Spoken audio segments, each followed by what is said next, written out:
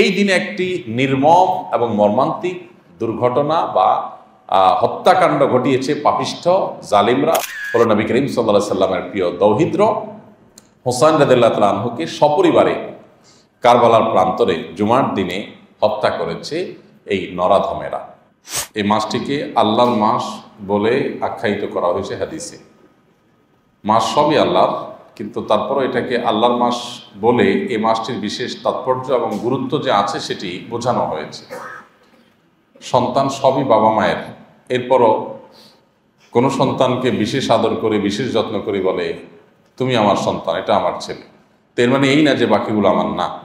তো মুহররম মাসের মর্যাদা এটি তো প্রথমত এই কারণে যে এটিকে আল্লাহর মাস বা শাহরুল্লাহ বলা হয়েছে, আর দ্বিতীয়ত এটির মর্যাদার কারণ হলো যে সম্মানিত যে 4টি মাস আছে জিলহজ, মুহররম আর রজব, এই 4টি মাসের মধ্যে আবার সবচেয়ে সেরা এবং সবচেয়ে বেশি মর্যাদার মাস হলো এই মুহররম মাসটি। এই জন্য এই মাসের নামের অর্থের মধ্যেই মর্যাদার ইঙ্গিত রয়েছে। মুহররম শব্দের অর্থই হলো সম্মানিত, মর্যাদাপূর্ণ।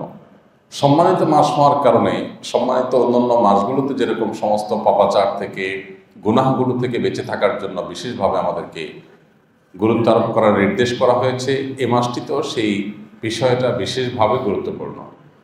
এর পাশাপাশি মুহররম মাসের একটা স্পেশাল আমল আছে, প্রতি বছরই আমরা আপনাদের স্মরণ করায় থাকি। তা হলো যে নবী করিম সাল্লাল্লাহু আলাইহি ওয়াসাল্লামের যে হাদিসটি আমরা পাঠ করেছি সেখানে তিনি বলেছেন রমাদানের পরে আল্লাহর কাছে সবচেয়ে শ্রেষ্ঠ রোজা হলো মুহররম মাসের রোজা। তো এই জন্য এই মাসটি নফল রোজার জন্য আদর্শ একটি মাস। নফল রোজার জন্য আরেকটি আদর্শ মাস হলো শাবান মাস। নবী করিম সাল্লাল্লাহু আলাইহি ওয়াসাল্লাম শাবান মাসে সবচেয়ে বেশি নফল রোজা রেখেছিলেন।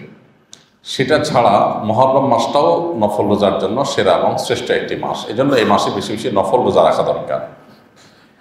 এ মাসের আশুরা কেন্দ্রিক যে 2টা রোজা আছে 9 এবং 10 মুহররম, অথবা 10 এবং 11 মুহররম, সেই রোজার পাশাপাশি চাঁদের 13, 14, 15 অন্যান্য মাসের মতো এই মাসে বিশেষ গুরুত্বের সাথে রোজা রাখা এবং এই মাসে সাধ্য অনুযায়ী কিছু নফল রোজা রাখার চেষ্টা করা আমাদের দরকার। এটা হলো মুহররম মাস কেন্দ্রিক আমাদের আমল।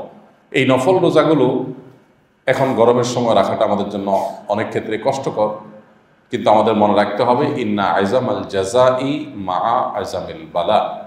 কষ্ট যত বেশি আমরা সহ্য করব, কোনো কাজ করতে গিয়ে যত বেশি কষ্ট সহ্য করতে হবে, আল্লাহ তাআলার কাছে তার মর্যাদাও তত বেশি পাওয়া যাবে। সো এই কষ্ট উপেক্ষা করি আমাদেরকে 2-4টি রোজা হলেও রাখার চেষ্টা করতে হবে। পুরো মাস চলে যাবে মুহররমের, আর মুহররম কেন্দ্রিক বা মুহররম উপলক্ষে একটা রোজাও রাখা হবে না, সেটা আসলে কোনো অবস্থাতে একজন ইমানদারের সাথে যায় না।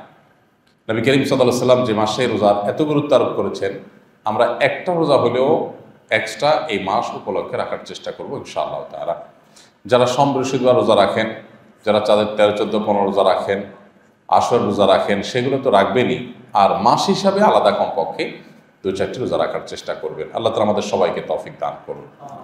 মুহররম মাসের এই নফল রোজা বেশি বেশি করে রাখা ছাড়া আর বিশেষ কোনো এক্সট্রা বা স্পেশাল আমল এই মাসের জন্য আলাদা করে নেই। মুহররম মাস কেন্দ্রিক অনেক কুসংস্কার আমাদের সমাজে আছে। এর ভিতরে একটা হলো মুহররম মাসে অনেকে বিয়ে শাদী করতে চান না, মনে করেন মাসে বিয়ে শাদী করা যায় না। বিয়ে শাদী এত গুরুত্বপূর্ণ আমল যে ইসলামে কোনো মাসে এটা করার ব্যাপারে কোনো বিধিনিষেধ রাখে নাই। এমনকি রোজাদার অবস্থাও কেউ চাইলে বিয়ে শাদী করে ফেলতে পারে, কোনো অসুবিধা নেই। বিয়ে শাদী এমন গুরুত্বপূর্ণ আমল যে 12 মাসের যে কোনো মাসে যে কোনো সময় রাত দিন 24 ঘন্টা ওপেন ফর বিয়ে শাদী। বিধায় এ মাসে করা যাবে না, ওই মাসে করা যাবে না। এমনি বিয়ে শাদী অভিভাবকরা দিতে চায় না, মেয়েগুলারে বুড়ি বানানো ছাড়া আর ছেলেগুলারে বুড়া বানানো ছাড়া বিয়ে দিতে চায় না। আবার এই মাসে করা যাবে না, ওই মাসে করা যাবে না, নতুন নতুন জাল এবং ভিত্তিহীন হাদিস অনেকে আবিষ্কার করেন, বানান, প্রচার করেন। মুহররম মাসে বিয়ে করা যাবে না, কাটা চাঁদে বিয়ে করা যাবে না, কোরবানির মাসে বিয়ে করা যাবে না। আরে বিয়ে করবেটা কোন মাসে বিচারা? তো এগুলো সম্পূর্ণ ভিত্তিহীন কথা এবং মন গড়া কথা, এগুলোর কোনো ভিত্তি নেই। মুহররম মাস সময়ত মাস হওয়ার কারণে এই মাসে বরং যে কোনো নেকামল বিশেষভাবে বেশি মর্যাদাপূর্ণ হয়। এই মাসে বিয়ে করলে আরো বরং সব বেশি হওয়ার কথা, যদিও আলাদা কোনো হাদিস নাই এটার জন্য। তো মুহররম মাস উপলক্ষে অনেক কুসংস্কার আছে, অনেক ভুল ধারণা আছে, এর মধ্যে এটা একটা, বিয়ে শাদী করা যাবে না। আর এর বাইরে মুহররম মাসের প্রথম দিন এ সম্পর্কে একটা কুসংস্কার বেশ প্রসিদ্ধ এবং প্রচলিত আছে, সেটা হলো যে বছরের প্রথম দিন যদি ভালো করে খাওয়া দাওয়া হয়, ভুরিভোজ হয়, ভালো করে যদি বাজার সদাই করা হয়, ফ্যামিলিকে খুব ভালো করে খাওয়ানো হয়, তাহলে সারা বছর সুখে থাকা যায়। তো এটি কোনো নবী করিম সাল্লাল্লাহু আলাইহি ওয়াসাল্লাম থেকে বর্ণিত কোনো বিশুদ্ধ হাদিস নয়, এটি আরেকটা ভুল কথা এবং ভুল প্রচলন। সারা বছর ভালো থাকার জন্য প্রথম দিন বাজার করলে যদি ভালো থাকা যাইতো, তাহলে তো আর কোনো কথাই ছিল না। সবাই আমরা এমনি ভালো খাইতে চাই, আবার একদিন ভালো খাইয়া সারা বছর ভালো থাকা যাবে, তো এই অফারকে ছাড়তো। তো এগুলো মূলত ভুল ধারণা। প্রকৃতি পূজারী যারা, পেগান যারা, ইরানের অগ্নি পূজকদের মধ্যে মূলত এই ধরনের প্রচলন ছিল। তারা মনে করতো বছরের প্রথম মুহূর্ত, প্রথম দিন, প্রথম সময়টাকে হই হুল্লোড় করে, আনন্দ উৎসব করে, হাসি করে, আপনার ভালো খাওয়া দাওয়া করে, ফুর্তি করে যদি কাটানো হয়, তাহলে সারা বছর ভালো থাকা যায়। এই জন্য এই যে নববর্ষ, যত নববর্ষ কেন্দ্রিক উদযাপন আছে, এগুলো সবগুলো সেই ওই প্রকৃতি পূজারি থেকে আসছে। মজার একটা বিষয় হলো, আমাদের সমাজে যারা নিজেদেরকে খুব বেশি আধুনিক মনে করেন, যারা নিজেদেরকে অনেক ইউ মনে করেন, যারা নিজেদেরকে জাহির করেন যে তারা একেবারে সময়ের থেকে এগিয়ে থাকা মানুষ, অনেক স্মার্ট ভাবসাব সেরকম নেন যারা, তাদের কর্মকাণ্ড দেখলে হাসি পায় যে তারা এতটাই সেকেলে, এতটাই পিছিয়ে পড়া যে পারস্যের অগ্নিপূজকদের ইতিহাস হাজার হাজার বছর আগের ইতিহাস, শত শত বছর আগের। এত পুরাতন আমলের অগ্নিপূজকদের যে কুসংস্কার ছিল যে প্রথম প্রহর, বছরের প্রথম মুহূর্ত আনন্দ ফুর্তি করলে সারা বছর ভালো থাকা যাবে, ওই যুক্তি সেটাকে আজকে ধারণ করে আছে, সেই কালচার, সেই সংস্কৃতিকে ধারণ করে আছে আজকালকার তথাকথিত সে আধুনিক শিক্ষিত বা আধুনিক মনে করা বা বিজ্ঞান মনস্ক দাবি করা মানুষরা। বিজ্ঞানের কোন থিওরিতে আছে যে বছরের প্রথম প্রহরে ফুর্তি ফার্তা করলে, গান বাজনা করলে, হই হুল্লোড় করলে, আনন্দ উৎসব করলে, পটকা ফুটালে, বাজি ফুটালে আর আতশবাজি করলে, ভালো খাওয়ান দাওয়ান করলে, নাচ গান করলে সারা বছর ভালো থাকা যাবে? বিজ্ঞানের কোন থিওরিতে আছে? এই লোকগুলাই কথায় কথায় তাদের নিজের বিজ্ঞান মনস্কতার জাহির করে। তো যাই হোক, মুসলমানদের এরকম কোনো কুসংস্কারে বিশ্বাস করার কোনো সুযোগ নেই। মুসলমান ভালো থাকবার জন্য সারা বছরই তিনি নেকামল করার চেষ্টা করবেন এবং মনোযোগ দিয়ে নিজের কাজ কাম করার চেষ্টা করবেন এবং একযোগে আল্লাহ সুবহানাহু ওয়া তাআলার কাছে দোয়াও অব্যাহত রাখবেন। তো এ হলো মুহররম মাসের করণীয় বর্জনীয়। বিশেষ কোনো করণীয় রমজান মাসের রোজার পরে এই মাসে রোজা রাখা ছাড়া আর বিশেষ কোনো করণীয় নয়। বিশেষ রোজা রাখবো আমরা এবং এর বাইরে অন্যান্য মাসের তুলনায় সম্মানিত মাস হিসাবে যে বিষয়গুলো আছে সেগুলো তো আমরা করবোই। রুটিন কাজগুলো গুরুত্বের সাথে করা, গুনাহ থেকে বেঁচে থাকার চেষ্টা, এগুলো আমরা করবো ইনশাআল্লাহ। মুহররমের 10 তারিখ হলো আশুরা। মুহররমের 10 তারিখ আশুরা, এটি বিশেষ তাৎপর্যপূর্ণ দিন। মুহররমের মর্যাদার এবং তাৎপর্যের একটি কারণ এটিও যে এই মাসটিতে একটি বিশেষ দিবস রয়েছে যেটি অনেক বেশি মর্যাদাপূর্ণ দিবস, আর সেটি হলো আশুরার দিন, মুহররমের 10 তারিখ। মুহররমের 10 তারিখের এই দিনে আল্লাহ রাব্বুল আলামিন তার নবী মূসা আলাইহিস সালামকে এবং হারুন আলাইহিস সালামকে বনী ইসরাইলকে স্বাধীনতা এনে দিয়েছেন। তারা পরাধীন ছিলেন, তাদেরকে পরাধীনতা শৃঙ্খলে আবদ্ধ করে রেখেছিল ফেরাউন। ফেরাউনের কবল থেকে আল্লাহ তাআলা মূসা আলাইহিস সালামের নেতৃত্বে স্বাধীন করেছেন বনী ইসরাইলকে। এই জন্য মূসা আলাইহিস সালামের অনুসারীরা, ইহুদিরা যুগ যুগ ধরে, শতাব্দীকে শতাব্দী ধরে এই দিনটাতে রোজা রেখে আল্লাহর শুকরিয়া আদায় করে। আমাদের প্রিয় নবী সাল্লাল্লাহু আলাইহি ওয়াসাল্লাম মদিনায় হিজরতের পর ইহুদিদের এই সংস্কৃতি দেখে যখন জানলেন এবং ওহীর মাধ্যমে তিনি হয়তো নিশ্চয় নিশ্চিত হয়েছেন, তখন তিনি নবী করিম সাল্লাল্লাহু আলাইহি ওয়াসাল্লাম আশুরার দিন আমাদেরকে রোজা রাখার নির্দেশ করলেন। তবে আমাদের রোজাকে তাদের রোজা থেকে পার্থক্য করবার জন্য, তাদের রোজা থেকে পৃথক করবার জন্য, আমাদের রোজার আলাদা বৈশিষ্ট্য যেন থাকে, আলাদা যেন স্বাতন্ত্র্য থাকে, সেজন্য তারা একটা রোজা রাখে, আমাদের নবী সাল্লাল্লাহু আলাইহি ওয়াসাল্লাম বলেছেন 2টা রোজা রাখার জন্য, এবং আশুরার রোজা হিসেবে তিনি 2টা রোজা রাখার নির্দেশ করেছেন। তার একটি হলো আশুরা তো আছেই, মুহররমের 10 তারিখ তো আছেই, তার সাথে একদিন আগে অথবা একদিন পরে, অর্থাৎ আশুরার 9 তারিখে, মুহররমের 9 তারিখে অথবা মুহররমের 11 তারিখে প্লাস হবে 10 তারিখের সাথে 9-10 অথবা 10-11। তবে 9-10 রাখাটা অধিকতর উত্তম, কারণ নবী সাল্লাল্লাহু আলাইহি ওয়াসাল্লাম বলেছিলেন তার ওয়াফাতের বছর যদি আমি আগামী বছর বেঁচে থাকি, লা আসামান্না তাসিআ ওয়াল আশির, তাহলে আমি আগামী বছর 9 এবং 10 রোজা রাখবো। তাহলে ভাই, আশুরা কেন্দ্রিক আমাদের করণীয় হলো আল্লাহ তাআলার সন্তুষ্টির জন্য মূসা আলাইহিস সালামের বিজয়ের আল্লাহর প্রতি কৃতজ্ঞতা আদায় করে রোজা রাখা। মূসা আলাইহিস সালামের এই বিজয়টা আমাদের জন্য বিজয়, সমস্ত নবীদের বিজয় আমাদের জন্য বিজয়। কারণ আমরা শুধুমাত্র আমাদের নবী সাল্লাল্লাহু আলাইহি ওয়াসাল্লামের প্রতি ঈমান এনেছি, বাকি নবীদের প্রতি ঈমান এনেছি তা তো না, বরং আমরা সমস্ত নবীদের প্রতি ঈমান এনেছি। লা নুফাররিকু বাইনা আহাদিম মির রুসুলি, আল্লাহ রসুলদের মধ্যে কারোকে আমরা পার্থক্য করি না যে অমুককে বিশ্বাস করি তমুককে করি না, সবার প্রতি আমরা ঈমান আনি। এই জন্য মুসা আলাইহিস সালামের বিজয়ে আমরা আল্লাহর কাছে কৃতজ্ঞতা আদায় করে রোজা রাখবো ইনশাআল্লাহ তাআলা। তো আশুরা উপলক্ষে আমলটি আমরা ইনশাআল্লাহ করব। আর মুসা আলাইহিস সালামকে যে আল্লাহ তাআলা বিজয় দিয়েছেন, সেই বিজয়ে আমাদের প্রিয় নবী সাল্লাল্লাহু আলাইহি ওয়াসাল্লাম শুকরিয়া আদায় করে রোজা রেখেছেন, ইহুদিরাও রোজা রেখেছে। আমাদের সমাজে এখন কোনো সাফল্য, কোনো অর্জন এলে আমরা আল্লাহ শুকরিয়া আদায় করার চাইতে নিজেরা হই হুল্লোড়, উৎসব, ফুর্তি, আনন্দ এ সমস্ত আমরা বেশি করি। বরং কোনো একটা অর্জন হলে তখন মানুষ গান বাজনা বাজিয়ে আল্লাহর নাফরমানি করে সেটাকে উদযাপন করে। অথচ নবী করিম সাল্লাল্লাহু আলাইহি ওয়াসাল্লামের সুন্নাহ হলো যে আল্লাহ কোনো আনন্দের উপলক্ষ আমাদেরকে এনে দিয়েছেন, তখন আল্লাহ শুকরিয়া আদায় করব, আমরা তাসবিহ পাঠ করব।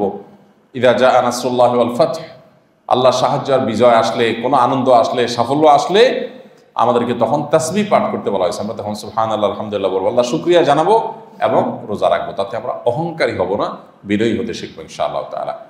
অতএব আশুরার এই আমলটি আমরা করার চেষ্টা করবো। আল্লাহ তাআলা আমাদের সবাইকে তৌফিক দান করুন। আশুরাকে কেন্দ্র করে আমাদের সমাজে নানাবিধ ভুল ধারণা প্রচলিত আছে। এর ভিতরে একটি হলো যে আশুরা কেন্দ্র করে আশুরা আসলে আমাদের অনেক মানুষকে দেখা যায় নবী করিম সাল্লাল্লাহু আলাইহি ওয়াসাল্লাম বিভিন্ন সাহাবীদেরকে গালমন্দ করে, বিভিন্ন সাহাবীদের সমালোচনা করে। কেন সমালোচনা করে? কারণ আপনারা জানেন আশুরার দিনটি মূলত মূসা আলাইহিস সালাম বনী ইসরাঈলের বিজয়ের দিন, আনন্দের দিন হলেও এই দিনে একটি নির্মম এবং মর্মান্তিক দুর্ঘটনা বা হত্যাকাণ্ড ঘটিয়েছে পাপিষ্ঠ জালিমরা, পৃথিবীর ইতিহাসের নিকৃষ্টতম জালিমরা। তারা হলো নবী করিম সাল্লাল্লাহু আলাইহি সাল্লামের প্রিয় দৌহিত্র হোসাইন রাদিয়াল্লাহু তাআলা আনহুকে সপরিবারে কারবালার প্রান্তরে জুমার দিনে হত্যা করেছে এই নরাধমেরা। সেই দিনটি ছিল আশুরা। তো ইয়াজিদ বা ইয়াজিদের বাহিনীর লোকেরা যে অত্যন্ত মর্মান্তিকভাবে প্রিয় নবী সাল্লাল্লাহু আলাইহি সাল্লামের দৌহিত্রকে সপরিবারে অত্যন্ত নির্মমভাবে হত্যা করেছে, শহীদ করেছে, সেই দিনটি ছিল আশুরার দিন। তো একই দিনে একটি বিজয়ের ইতিহাস থাকার পরও একই দিনে আরেকটা বেদনার ইতিহাসও যুক্ত হয়ে গেছে। তো এই জন্য অনেকে মনে করেন আশুরা মানে হলো শোকের দিন। আশুরা যেহেতু নবী করিম সাল্লাল্লাহু আলাইহি সাল্লাম উদযাপন করেছেন মুসা আলাইহিস সালামের বিজয়ের শুকরিয়া হিসাবে, অতএব এটা মূলত বিজয়ের দিন, কিন্তু পাশাপাশি একটা শোকের কারণ বা উপলক্ষ চলে এসেছে। এই জায়গাটাতে আমরা অনেকে ভুল করে বসে থাকি। আমরা ধরে রাখি যে আশুরা মানেই হলো কারবালা, আশুরা মানে কারবালা, ঠিক আছে, কিন্তু কারবালা ঘটনার আগেও আশুরার ইতিহাস আছে, সেটা আমাদেরকে মাথায় রাখতে হবে। হাদিসে তো কারবালা নয়, বরং আগের ইতিহাসটা এসছে, বিদায় সেটি আমাদের আলোচনায় থাকতে হবে। পাশাপাশি কারবালা প্রিয় নবী সাল্লাল্লাহু আলাইহি সাল্লামের আহলে বাইতের প্রতি যে আমাদের দায়িত্ববোধ, আমাদের তাদের প্রতি ভালোবাসার যে কর্তব্য আছে, সেই দায় থেকে সে আলোচনাও আমাদের মধ্যে আসতে হবে। এবং প্রিয় নবী সাল্লাল্লাহু আলাইহি সাল্লামের দৌহিত্রের হত্যাকারী যারাই হোক না কেন, তাদেরকে মনের গভীর থেকে ঘৃণা জানানো, তাদের শাস্তি আল্লাহ তাআলার কাছে কামনা করা এবং সপরিবারে নবী সাল্লাল্লাহু আলাইহি ওয়াসাল্লামের দৌহিত্রের সদস্যদেরকে যে শাহাদাত বরণ করতে হলো, তাদের সবার শাহাদাতের সর্বোচ্চ মাকাম চাওয়া, এটা আমাদের ঈমানের দায়িত্ব, সেটা আমরা করবো ইনশাআল্লাহ। কিন্তু এটা করতে গিয়ে অনেকেই সাহাবীদের উপরে দায় ফেলান। ইয়াজিদ আমরা জানি মুআবিয়া রাদিয়াল্লাহু তাআলা আনহুর ছেলে। মুআবিয়া রাদিয়াল্লাহু তাআলা আনহু নিজের ছেলেকে কেন দায়িত্ব দিলেন, কেন নিজের ছেলেকে সামনে আনলেন, এই জন্য অনেকে মুআবিয়া রাদিয়াল্লাহু তাআলা আনহুর এক হাত নেওয়ার চেষ্টা করেন। কারণ এই ছেলে সম্পর্কে নানান অভিযোগ আছে, তিনি সাহাবী নন, অতএব তার সমালোচনা সাহাবীদের সমালোচনার মতো বিষয় নয়, বিধায় তিনি সমালোচনার সাহাবীদের মতো সমালোচনার মতো ঊর্ধ্বে নন। তো এই যে মুআবিয়া রাদিয়াল্লাহু তাআলা আনহু তার ছেলেকে দায়িত্ব দিয়েছেন, এই জন্য অনেকে মুআবিয়া রাদিয়াল্লাহু তাআলা আনহুকে এক হাত নেন, মনে করেন যে তিনি স্বজনপ্রীতি করেছেন, নাউজুবিল্লাহ।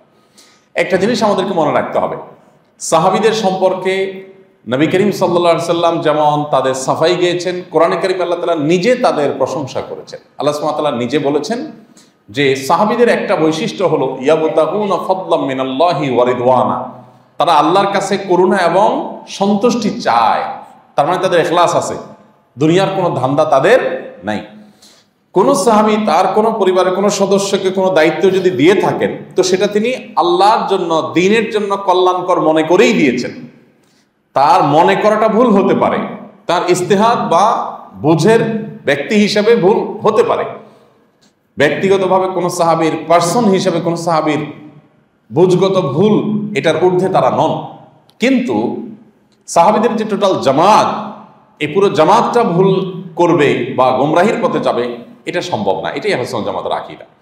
তো মুআবিয়া রাদিয়াল্লাহু তাআলা আনহুর ব্যক্তিগত ইজতিহাদ বা তার বুঝ, এটা ধারণাটা ভুল হতে পারে, কিন্তু ইন্টেনশন এটা খারাপ হতে পারে এরকম ধারণা করার কোনো সুযোগ নয়। কারণ আল্লাহ তাআলা নিজেই সার্টিফিকেট দিয়েছেন যে মুহাম্মদ সাল্লাল্লাহু আলাইহি সাল্লাম এবং তার সাথে যারা ঈমান এনেছেন আল্লাহর প্রতি, তাদের কয়েকটা বৈশিষ্ট্যের একটা হলো ইয়াবতাগুনা ফাদলাম মিনাল্লাহি ওয়া রিদওয়ানা, তারা আল্লাহর কাছ থেকে করুণা এবং সন্তুষ্টি চায়। তার মানে পার্থিব কোনো কিছু তাদের ধান্দা থাকে না।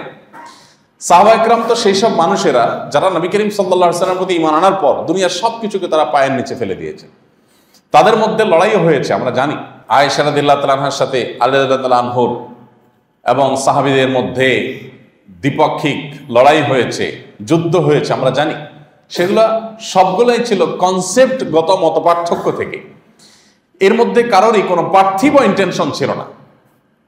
শয়তান সেই সুযোগে তাদের যে মতপার্থক্য ছিল সেটাকে যুদ্ধ পর্যন্ত নিয়েছে। এবং তারা প্রত্যেকটা সাহাবী, প্রত্যেক সাহাবীর যদি আপনি ইতিহাস পড়েন আপনি দেখবেন যে তারা প্রত্যেক সাহাবী ব্যক্তিগত জীবনে নবী করিম সাল্লাল্লাহু আলাইহি সাল্লামের ওয়াফাতের পরে বা তার জীবদ্দশায় দায়িত্বপ্রাপ্ত হয়ে তারা শৌখিনতা করা, ভোগ বিলাস করা, রাষ্ট্রীয় সম্পদ পেয়ে তারা দুনিয়ার অন্য রাজা বাদশাদের মতো আচরণ করে, এটা তারা কখনোই কেউ করেন নাই। অতএব বোঝা গেল তাদের ইন্টেনশন নিয়ে প্রশ্ন তুলবার কোনো সুযোগ নেই। কারবালাকে কেন্দ্র করে সাহাবীদের সমালোচনা করার কোনো রাইট আমাদের নেই। ইয়াজিদকে নিয়ে, ইয়াজিদের বাহিনীকে নিয়ে আপনি হাজারবার সমালোচনা করেন, কিন্তু মুআবিয়া রাদিয়াল্লাহু তাআলাকে নিয়ে সমালোচনা আপনি করতে পারেন না। মুআবিয়া রাদিয়াল্লাহু তাআলা নবী করিম সাল্লাল্লাহু আলাইহি সাল্লামের পরিবারের সদস্য বলতে গেলে, আত্মীয়, স্ত্রীর দিককার আত্মীয়। আবার মুআবিয়া রাদিয়াল্লাহু তাআলা কে? মুআবিয়া রাদিয়াল্লাহু তাআলা সেই সাহাবী যাকে নবী করিম সাল্লাল্লাহু আলাইহি সাল্লাম ওহী লিখবার জন্য বিশ্বস্ত মনে করতেন, তাকে দিয়ে ওহী লেখাতেন। জিবরিল যখন ওহী নাজিল করে যেত, নবী সাল্লাল্লাহু আলাইহি সাল্লাম সেটা কয়েকজন সাহাবীদেরকে দিয়ে লিখতে দিতেন। তার ভিতরে একজন হলো মুআবিয়া। কতটা বিশ্বাস করলে আল্লাহর ওহীকে সংরক্ষণ করার দায়িত্ব তাকে দিয়েছেন, আর আপনি তাকে বিশ্বাস করছেন না। তো এটা একটা বড় গোমরাহির জায়গা এবং বিভ্রান্তির জায়গা। এই জায়গাটাতে আমাদের সংশোধনী আনতে হবে এবং ধারণা বদলাতে হবে।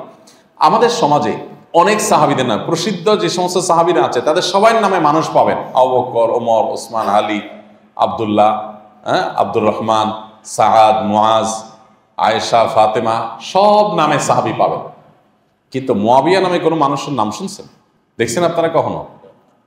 আমি কখনো দেখিনি। কারণটা কি বলেন? মুআবিয়া রাদিয়াল্লাহু তাআলা আনহু তো প্রথম দিককার, মানে প্রথম দিককার বলতে আমি পরিচিত সাহাবীদের মধ্যে প্রথম সারির সাহাবী। নবী করিম সাল্লাল্লাহু আলাইহি সাল্লামের ওহীর লেখক, কাতিবে ওহী, নবী সাল্লাল্লাহু আলাইহি সাল্লামের কাছে বিশ্বস্ত, আমানতদার এবং নবী করিম সাল্লাল্লাহু আলাইহি সাল্লামের আত্মীয়, এবং নবী সাল্লাল্লাহু আলাইহি সাল্লাম তাকে গুরুত্বপূর্ণ দায়িত্ব দিয়েছেন। এত কিছুর পরও তার নামে কেন একজন মুসলমানের সন্তানের নাম পাওয়া যায় না? আমাদের নামের ক্ষেত্রে একটা বিরাট কারসাজি আছে। সেটা হলো যে এক সময় শিয়াদের অনেক বেশি প্রভাব ছিল আমাদের এই অঞ্চলে, বিশেষ করে শুরুর দিকে, অনেক আগে। তো ওই সময়টাতে বিশেষ করে মোগল আমলে অনেক বেশি ছিল।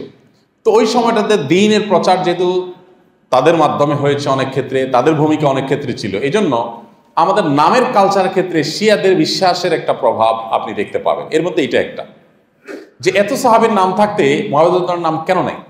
মুআবিয়ার নামে কারোর কি বাচ্চার নাম রাখতে মনে চায় না? চাওয়া উচিত নয়। তো এই জায়গাটাতে বোঝা যায় যে মুআবিয়া সম্পর্কে আমরা অনেকে অনেক মন্দ ধারণা করি। ভালো করে শুনে রাখেন, নবী করিম সাল্লাল্লাহু আলাইহি সাল্লাম বলেছেন, লা তাসুব্বু আসহাবি, তোমরা আমার সাহাবীদের গালমন্দ করিও না, সমালোচনা করিও না। এবং নবী সাল্লাল্লাহু আলাইহি সাল্লাম এও বলেছেন, তোমাদের কেউ যদি উহুদ পাহাড় পরিমাণ, উহুদ পাহাড় তো ছোটখাটো কোনো পাহাড় না, কয়েক মাইল বেষ্টিত, কয়েক মাইল ঘিরে পাহাড়, মদিনাকে শহরকে ঘিরে আছে পুরো পাহাড় বলতে গেলে। উহুদ পাহাড় পরিমাণ স্বর্ণ যদি কেউ আল্লাহর রাস্তায় দান করে, তো নবী করিম সাল্লাল্লাহু আলাইহি সাল্লাম বলেছেন, আমার সাহাবীদের সামান্য পরিমাণ, এক মুদ পরিমাণ অথবা তার অর্ধেক পরিমাণ আল্লাহর রাস্তায় যদি দান করেন তারা, তাহলে তোমাদের পাহাড় পরিমাণ স্বর্ণের চাইতে তার এটার মর্যাদা, ওয়েট আল্লাহর কাছে বেশি হবে। বিকজ তাদের যে নিয়ত, তাদের যে তাকওয়া, দিনদারিতা, এটা এত বেশি যে তাদের অল্পটাও কোয়ালিটি বেশি হওয়ার কারণে তোমাদের চাইতে অনেক বেশি অগ্রসর থাকবে আল্লাহর কাছে, সেটা ওজনদার হবে। তো এই জন্য ভাই, সাহাবীদের সমালোচনা করার কোনো রাইট নেই।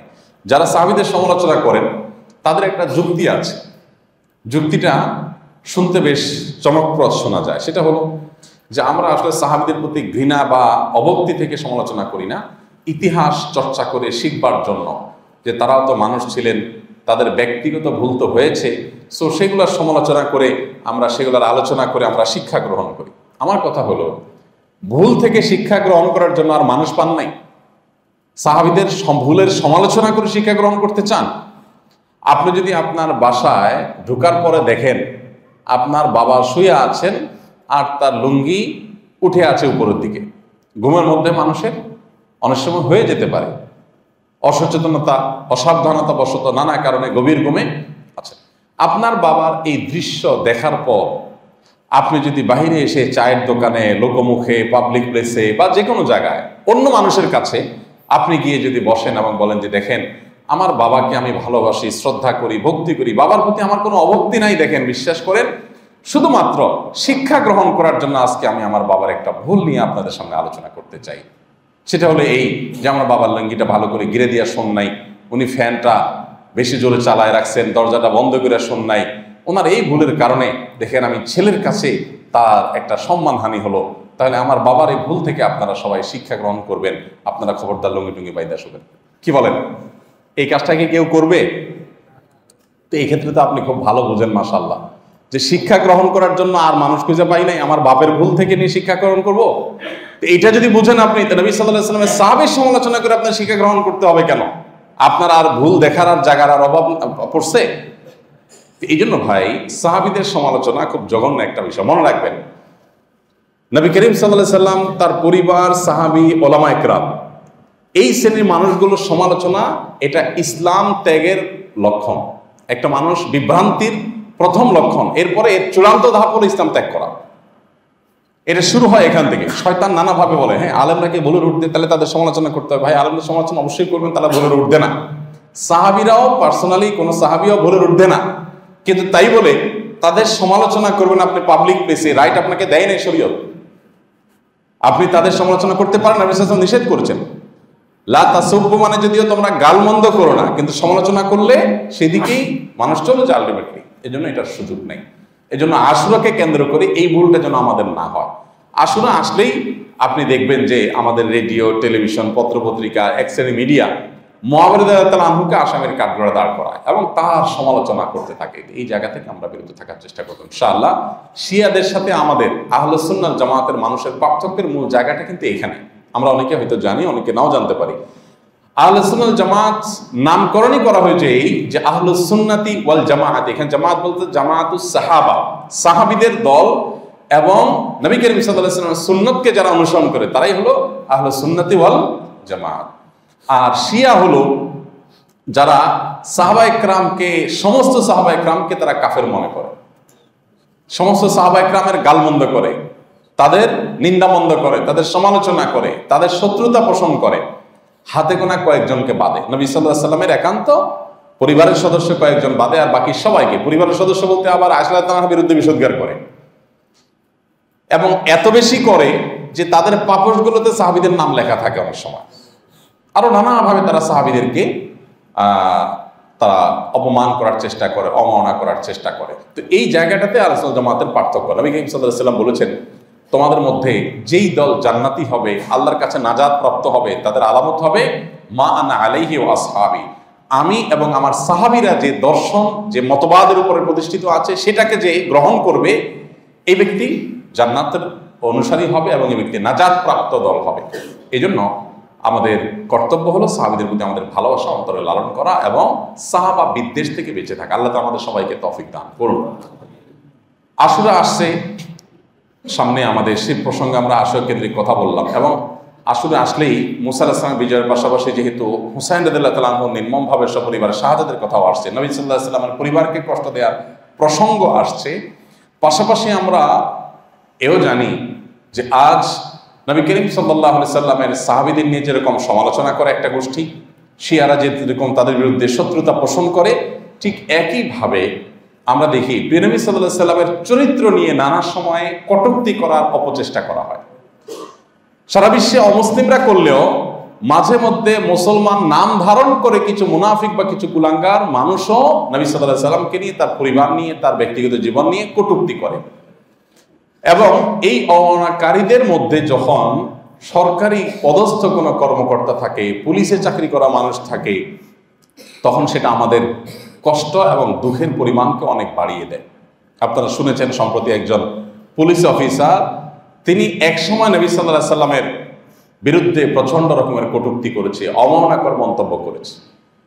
তিনি সম্প্রতি এটা নিয়ে যখন সমালোচনা করছে, তার বাবার সম্পর্কে আবার আপনারা জানেন পত্রপত্রিকা আসছে যে বন বিভাগে চাকরি করতেন এবং শত কোটি টাকা মেরে লুটপাট করে খেয়েছেন, এবং বিভিন্ন পত্রপত্রিকা বিভিন্ন নিউজ পোর্টাল বলছে যে গোপনে দেশ ছেড়ে পালিয়েছেন স্ত্রী সহকারে।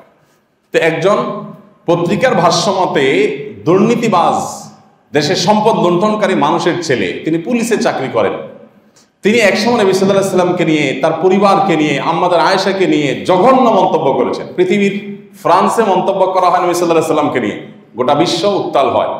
সেখানে আমাদের দেশে পুলিশে চাকরি করে একজন মানুষ এরকম মন্তব্য করবেন, এটা আমাদের জন্য অত্যন্ত বেদনার, অত্যন্ত দুঃখের, অত্যন্ত কষ্টের বিষয়। আমাদের এদেশের মানুষ যে ধর্ম পালন করে, এদেশের মানুষ ধর্মপ্রাণ। এদেশের মানুষ ব্যক্তিগত জীবনের ত্রুটি বিচ্যুতি যাই থাকুক না কেন, তারা প্রত্যেকটা মানুষ যার যার ধর্মকে ভালোবাসে।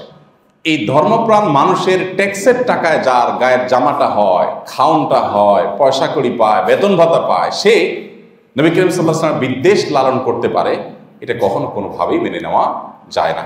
যদি অতি সম্প্রতি তিনি বলেছেন তিনি মুসলমান, তিনি ঈমান আনেন আল্লাহর প্রতি, ইত্যাদি ইত্যাদি বলেছেন, কিন্তু তার সেই কৃতকর্মের পরে তার কোনো অনুতাপের কথা তিনি বলেন না। অপরাধ আপনি কখন করেছেন এটা বিষয় না।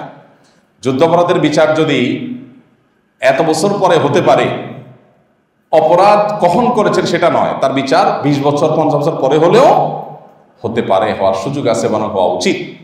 যদি আপনি তওবা করে ফিরে আসেন, তাহলে সেক্ষেত্রে ইসলামের শরিয়ায় আলোকে অনেক ওলামায়ে কেরামের মতেই আপনার তওবা গ্রহণযোগ্য হতে পারে, যদি আপনি তওবা করে ফিরে আসেন, লজ্জিত হন, অনুতপ্ত হন। কিন্তু সেটা না করে দম্ভক্তি করে কোনো অবস্থাতেই পার পাওয়া যাবে না। এবং একটা জিনিস আমাদের মনে রাখতে হবে, নবী করিম সাল্লাল্লাহু আলাইহি ওয়াসাল্লামের ইজ্জতের বিষয়টা খুবই সেন্সিটিভ।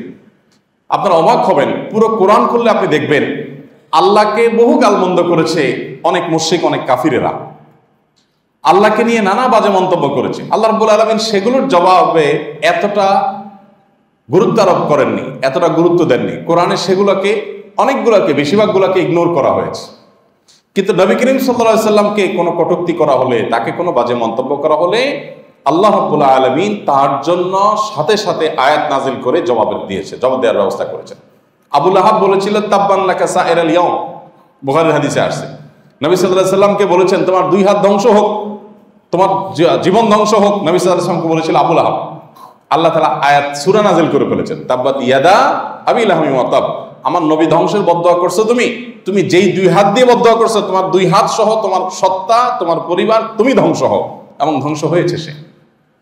নবী করিম সাল্লাল্লাহু আলাইহি ওয়াসাল্লামের সমালোচক যারাই ছিল, তাকে যারাই কষ্ট দিয়েছেন, তাদের প্রত্যেকটা মানুষকে, আপনারা জানেন, এক ব্যক্তি নবী সাল্লাল্লাহু আলাইহি ওয়াসাল্লামের প্রতি যখন বেয়াদবি করেছে, আল্লাহ তাআলা ওহীর মাধ্যমে নবী সাল্লাল্লাহু আলাইহি ওয়াসাল্লামকে জানিয়েছেন যে হিংস্র প্রাণী তাকে ছিঁড়ে খাবে। এবং নবী সাল্লাল্লাহু আলাইহি ওয়াসাল্লাম বলেছেন, ভবিষ্যদ্বাণী করেছেন যে আল্লাহ আমাকে জানিয়েছেন এই নরাদমের পরিণতি সেটা হবে, সেটাই হয়েছে। তো আমরা ইতিহাসের পাতা খুললে দেখি নবী সাল্লাল্লাহু আলাইহি ওয়াসাল্লাম অপমানকে আল্লাহ তাআলা সহ্য করেন নাই। এজন্য মুসলমানের কাছে অন্য সব বিষয়ে কম্প্রোমাইজ করা গেলেও নবী করিম সাল্লাল্লাহু আলাইহি ওয়াসাল্লাম ইজ্জতের বিষয়ে কখনো কম্প্রোমাইজ করা যায় না। এই বিষয়ে আমাদের প্রত্যেককে দায়িত্বশীল ভূমিকা রাখতে হবে এবং আল্লাহর ভয় অন্তরে রাখতে হবে এবং নবী সাল্লাল্লাহু আলাইহি ওয়াসাল্লামের প্রেমের, তার ভালোবাসার পরিচয় আমাদের দিতে হবে। আল্লাহ তাআলা আমাদের সবাইকে সেই তৌফিক দান করুন। তাহলে আশুরা এবং মুহররমকে কেন্দ্র করে আমাদের প্রথমত মুহররম মাসে বিশেষ নফল রোজা রাখার চেষ্টা করতে হবে, সম্মানিত মাস হিসাবে এই মাসে করণীয়গুলো করার চেষ্টা করতে হবে। সেই সাথে আশুরার উপলক্ষে 2টা রোজা আমরা রাখার চেষ্টা করবো ইনশাআল্লাহ। আশুরার যে শিক্ষা সেটা আমরা গ্রহণ করব। অন্যায়ের বিরুদ্ধে হোসেন রাদিয়াল্লাহু তাআলা যেরকম সোচ্চার ছিলেন, এরকম অন্যায়ের ব্যাপারে আমাদের মুখ খুলতে হবে, দায়িত্বশীলতার পরিচয় দিতে হবে। আবার মুসা আলাইহিস সালাম আল্লাহর বিজয় লাভ করার পর আল্লাহ নবী মুহাম্মদ সাল্লাল্লাহু আলাইহি সাল্লাম এবং ইহুদিরা তারা রোজা রেখেছে, অতএব আল্লাহ কোনো বিজয় দিলে আমাদের জীবনে সেটার জন্য শুকরিয়া আদায় করতে হবে, হইহুল্লোড় করে ফুর্তি ফার্তা করা নয়। আর এই পেগানদের মতো, প্রকৃতি পূজারের মতো বছরের প্রথম মুহূর্তকে ফুর্তি করা, এটা মুসলমানদের কোনো কালচার নয়, যৌক্তিক কোনো কালচার নয়। এটা সেকেলে, এটা কুসংস্কারের জন্য একটা ধারণা থেকে এসেছে, সেই জায়গাটি আমাদের রপ্ত করার চেষ্টা করতে হবে। সেই সাথে নবী করিম সাল্লাল্লাহু আলাইহি ওয়াসাল্লামের প্রতি অবমাননাকর কোনো উক্তি, কোনো কাজ যে যারাই করুক না কেন, আমাদের ইমানের দাবি হয়ে যায়, দায়িত্বশীলতার ব্যাপার হয়ে যায়, আমরা যেন সেটার বিরুদ্ধে প্রতিবাদ করি, যার যার জায়গা থেকে মুখ খুলি এবং কথা বলি। আল্লাহ তাআলা আমাদের সবাইকে সে তৌফিক দান করুন। জাযাকুমুল্লাহ।